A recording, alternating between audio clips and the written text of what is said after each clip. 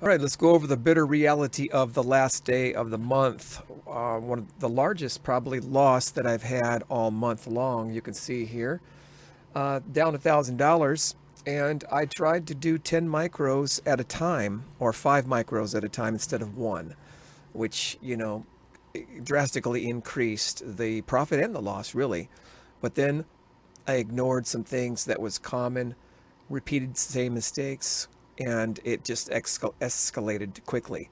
The realized negative loss was about $7,600 drawdown, and the unrealized drawdown was about 12,000, believe it or not. So here you can see, here's what we lost on the day, but the drawdown itself was pretty bad. Let's take a look at that. Right here you can see it. About $7,600 it was down. But that's the closing, that's the realized losses. The unrealized losses was about 12,000, and we made it all back, and we closed the day with only $1,000 loss. And I have to at some point experiment. I knew I was experimenting. I knew it was going to be, if I was going to lose, it was going to be huge. I was already prepared mentally for, $12,000, $20,000 drawdowns. If I was exponentially increasing my size, and I normally have a large drawdown of 2,000, it could have easily been 10 times as much. I was prepared for that. I wasn't too shocked at it, and I handled it, pretty good. It was all in the simulator anyway. It wasn't my real money accounts, which we did today and actually profited in. But I wanted to find out how it was to increase my size. At some point, I want to try to increase my size.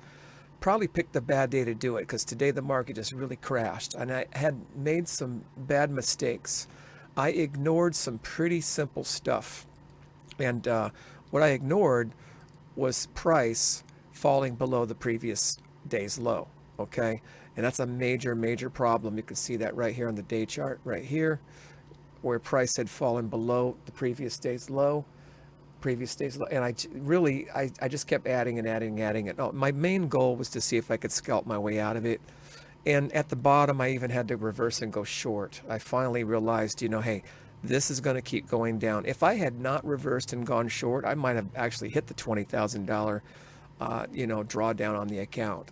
So it's a good thing I finally did that, because, at some point you just got to kind of like realize everything's going pretty good at this point right here.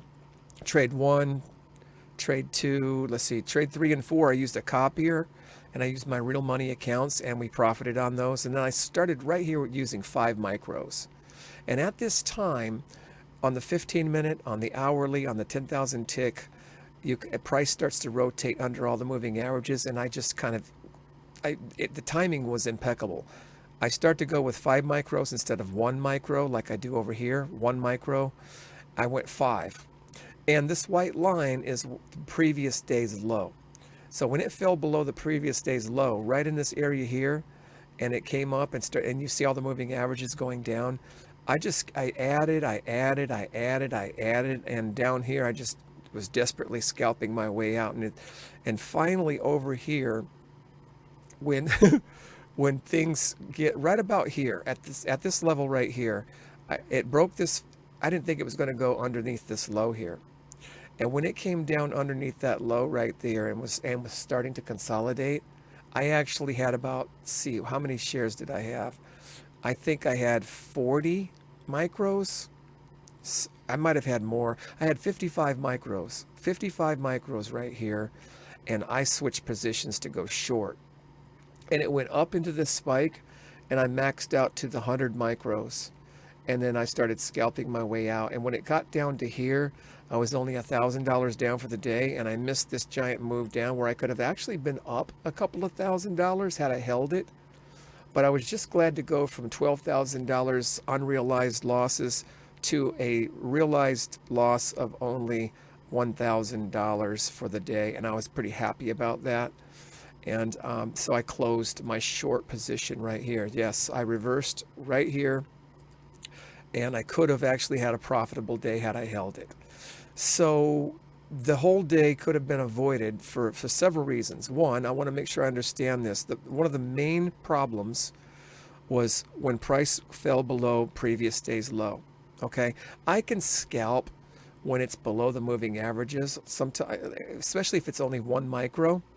Over here, 1 micro, price is below the moving averages, right? But when you see it fall below the previous day's low, we got to check out the 60-minute chart too. I want to see that, because when you see the 60-minute chart right here, it's not a problem sometimes scalping in this area, but the consolidation and the push back down should have been a big signal. The consolidation below and the push back down right here should have also been a big. If I was going to reverse my position, I probably should have reversed. Where did I reverse my position? Where exactly did I reverse my position out here?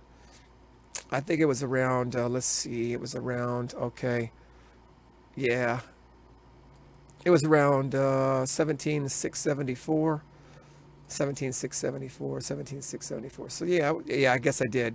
I reversed my position right here for this drop. If I had not reversed my position to go short right here, I would have been hurting it. I wouldn't have ended with only $1,000 down. I probably would have been hurting for about $15,000, $20,000 down. So the fact that I reversed my position, I think, was the only strength and good thing I did today. Because trying to catch a bounce and adding too fast and going with 5 micros when everything's under the moving averages, we have to be very careful to go long when price is below the 20 and the 50 on the hourly chart, okay? And then on the 10,000 tick chart, the price was below all 3 moving averages, the 20, the 50, and the 200, right?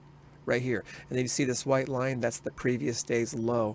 When it comes crashing down through there, consolidating, I gotta watch out. You can't just keep adding. Right here, let's see where that's at. Yeah, right up here is where it fell. Right here. I mean, let's take a look at this. I did add a lot pretty quickly here. I started the 5 micros right here. And, I added right here on this pivot sweep, which is normal. It's normal, right? But right here, when it swept this pivot here and it continued down, this is where I made a big mistake. It's falling below the previous day's low. And not only should I not have added down here, but just let it work itself out. Had I let it work itself out and only held 10, 15, 20 shares here instead of 45, 35 up here, down, 35 micros down here, this big drop was with 35 micros. Right? And then I scalp, reverse my position and pretty much make it all back. But the point is, I want to catch the big mistakes. The big mistakes right here, in my opinion, once it falls below the previous day's low, is that I should be scalping out of my position the things that I added that are not working. This ad didn't work, this ad didn't work, and when it starts to turn right here, I get out of everything. If I want to hold a little bit in case it comes back up, minimize it down to 5 micros, which is where I started right here. If I would have only held 5 micros right here, all the way down here, there's no way I would have had a losing day today with the way I was scalping right here.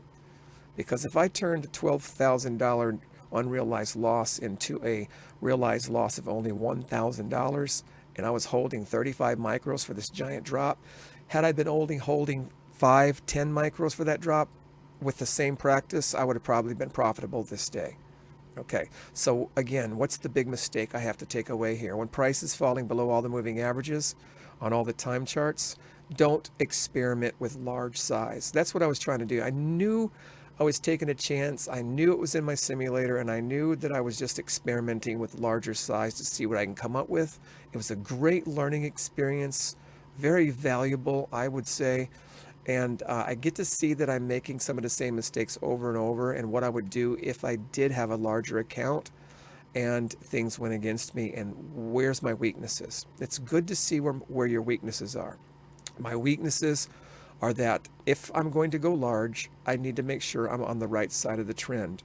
If I'm on the wrong side of the trend, it's kind of okay, because I usually am able to get out of it and make a profit with only 1 or 2 or 3 micros. I usually trade no more than 5, no more than 10 when I'm maxing out. Down here where I would have been maxing out, I was maxing out with 50 micros.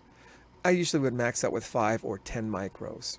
Okay, so I'm pretty sure this day could have definitely been almost break even to maybe even a profit had I not been experimenting with this large size.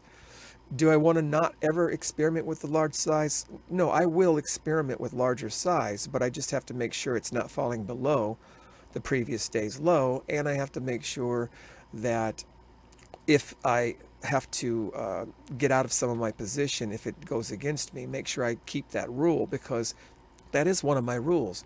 If I add, and it keeps going, I need to get out.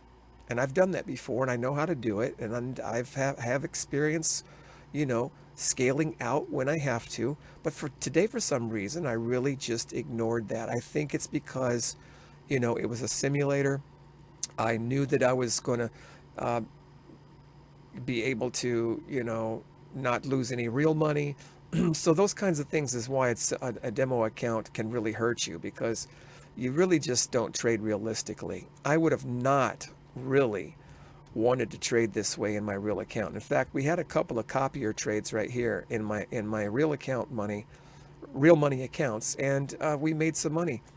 Now, if this would have gone wrong right here, like it did over here in the same area, I was using real money right here, and fortunately it didn't break down like this, because it was only with 1 micro. Now, if I had my real money accounts and price started going against me right here, there's no way I would have been adding and re-adding and adding just recklessly like this. So I can see that using a simulator is very, very counterproductive, if you will, and not how I would really trade with real money.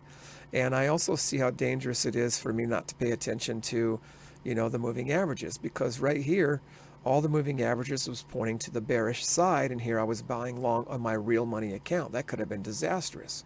It could have been. I'm glad that I made money on these 2 trades, but at the same time, this one could have been disastrous, because that's exactly where it broke down and never looked back. Never came back up to that point. Okay, so let's recap on the problems. Problem number 1, I need to pick the right time to go larger.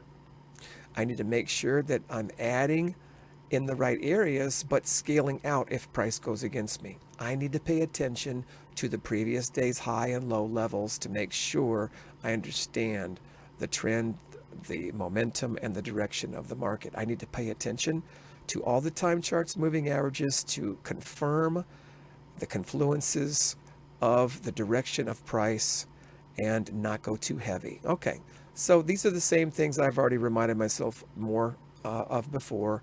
I'm getting more and more familiar with these mistakes, and I'm getting more and more able to overcome them as time goes on.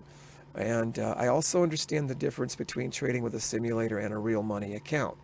And I am having to overcome the obstacles and bad habits of simulating trading as I transition into my real money accounts. Okay, so we're still up about $6,000 for the month, but we lost $1,000 because of today.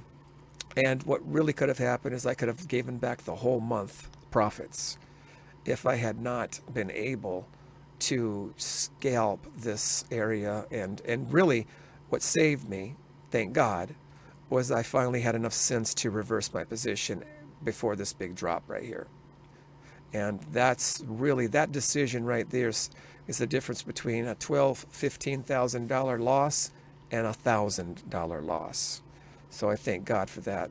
And we're learning in real time with instinct and discernment how to, judge price and get better and minimize losses, minimize risk, and take better, more advantageous opportunities rather than just recklessly trading because it's a simulator. All right, guys, we'll see you in the next video. God bless you. Peace.